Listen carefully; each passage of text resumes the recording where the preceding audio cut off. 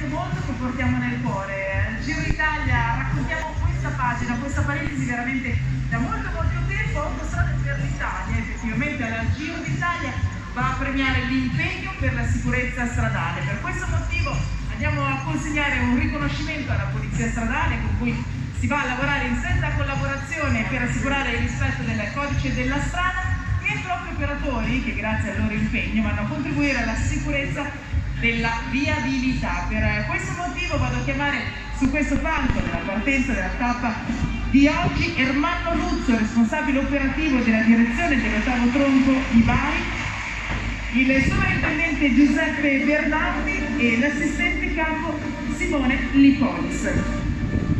Buongiorno, benvenuti, facciamo un bel passo avanti ed ora spiego, racconto questa bellissima città, il perché di questa premiazione. Alla partenza di quest'oggi quindi il responsabile operativo della direzione dell'ottavo tronco di Bari, Ermanno Luzzo, è andato a consegnare un premio al sovrintendente Giuseppe Bernardi e all'assistente capo Simone Lipolis in servizio presso la sottosezione autostradale di Palagiano, quindi in provincia di Taranto, per aver assistito una donna in forte stato di agitazione mentre era alla guida di un veicolo fermo sulla propria corsia di marcia, che andava così a bloccare la regolare circolazione. Io questi uomini li chiamo i nostri angeli custodi perché ci sono sempre al nostro fianco, quando abbiamo bisogno loro rispondono e ci sono. Quindi un grazie ancora al coraggio e alla prontezza di Giuseppe Bernardi e Simone Lipolis. Un ringraziamento anche di Ermanno Luzzo ovviamente per